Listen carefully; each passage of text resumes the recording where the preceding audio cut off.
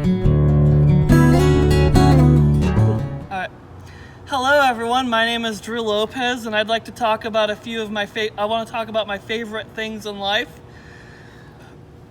A few weeks ago I had the experience of looking into a mirror and I noticed quite a bit. I noticed someone far different from the young man that once started landscaping over 6 years ago. I noticed someone who had become a man, who had finally become a man, who through guidance and through training had finally developed an occupation.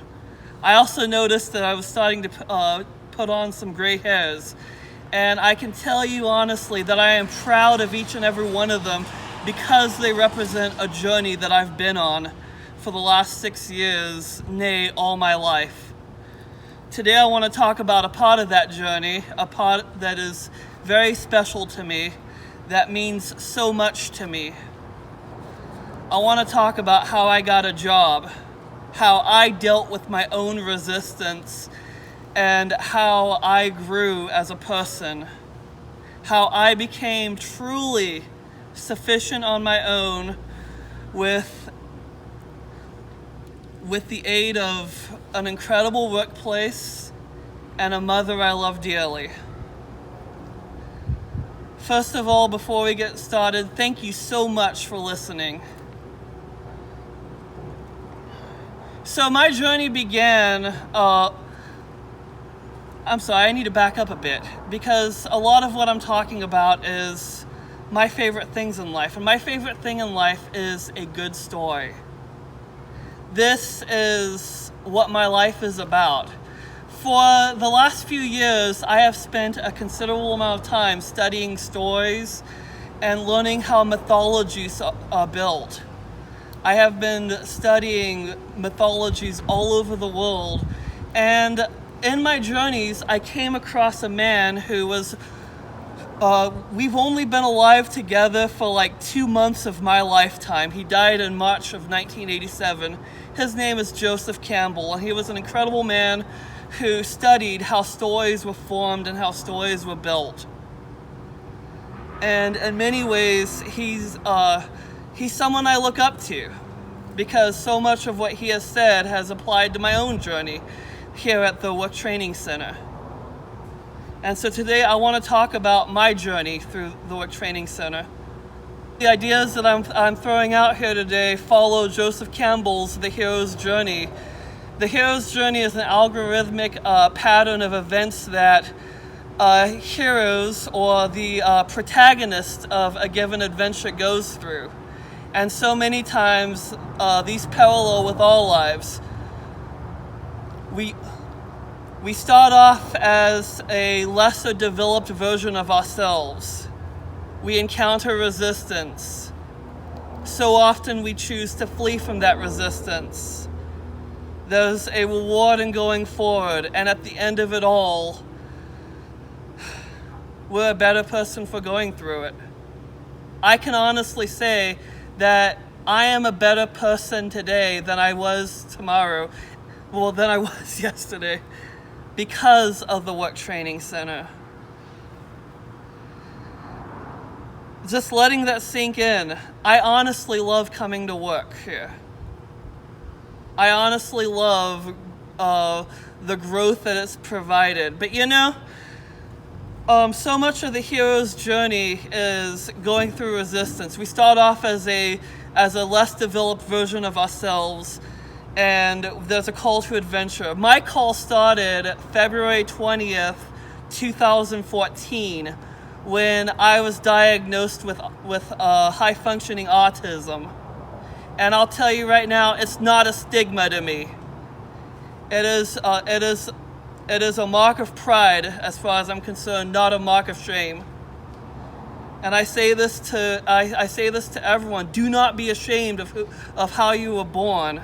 You're incredible. Don't let how you were born end your journey. Let it be the catalyst to get you going. So I was diagnosed with high-functioning autism, And for a while there was a bit of shame there, I'll be honest. But as someone who's walked that journey, I know now that I was wrong. I was wrong to put shame to that. There's nothing to be ashamed in developmental disabilities. Anyway, the man who diagnosed me was a very kind-hearted man who, shamefully, I do not remember the name of. But he had come to the conclusion that he was dealing with someone pretty bright. Don't know where that guy went. Anyway. So 3 months later, after the diagnosis, so after the call to adventure, I started working. May 6th, 2014, 3 months later. Ooh, what a wild ride. Over time, now when I began, it was horrible. It was absolutely horrible. I had entered this world that was so far beyond me. I couldn't mow that grass back behind me. I could barely pick weeds. I couldn't prune. I probably would have cut a finger off. But through guidance and through incredible mentors over the years, I grew and I became capable of doing this.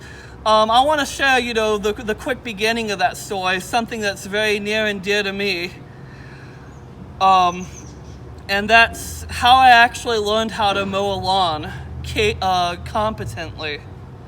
Now, the supervisor who provided this guidance is an incredible man. I'm not going to name him because I respect his privacy too much, and he didn't ask to be named in this. But I hope that if you're watching out there, man, thank you. You are awesome. You are an incredible person. And thank you for the guidance and the wisdom you've given me. That first bit of wisdom he provided was, Drew, you need to grow up. How do you learn? How do you grow?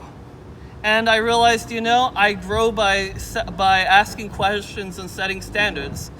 So there's a neighborhood that we mow the lawns for. I don't know if we still have the contract. I'm not naming that contract because, again, the customer didn't ask to be in this.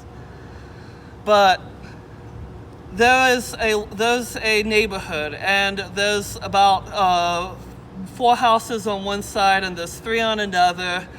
And the standard was that, so these 3 lawns, there's 3 massive lawns on the right-hand side, and then there's 4 smaller ones on the left. And what my supervisor had said was, you should be able to get these 4 smaller lawns done before your coworker here gets done with the 3 across from you. And for so long, I couldn't do that. It was beyond me. I was using a 21-inch lawnmower. My coworker was using a 33. And also didn't help that she was much more experienced than I was. But you know what? It was that level of experience. It was asking questions. I'll be perfectly honest. There was a point when I felt like I couldn't do it all. Failure after failure every week, week in, week out. But you know what? There was growth being had.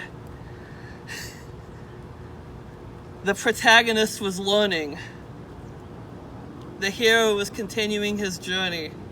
And so one day, when it looked like that I was at my darkest hour, that I was just ready to quit, that supervisor looked over at me and said, "Hey, Drew, by the way, I believe in you. Remember what I said, grow up." I do remember what you said that day. I do remember feeling the urge to prove you right because you believed in me. And I did it. I actually pulled it off. I got into a quarter of the last yard on my coworker's side. before she finished everything up. Words and gamers speak, I had just leveled up. Why am I telling you these things? I know that right now, there's a lot of difficulty going on. And it's so easy to just think that, the story never goes on, but it does. The journey continues. And I want to be an encouragement, or if nothing else, I hope I entertained you. Because we need a laugh right now. I want to leave you with some words from Joseph Campbell, and that's follow your bliss, otherwise known as find out what you want in this life and pursue it. What do you want out of this life? Me, I am right where I want to be right now. That might not be the case in a few years from now, I don't know. But for right now, I'm where I want to be. I have all the people in my life that I need. I hope you have all the support that you need. But if nothing else, let these words be an encouragement to you. Go live your journey.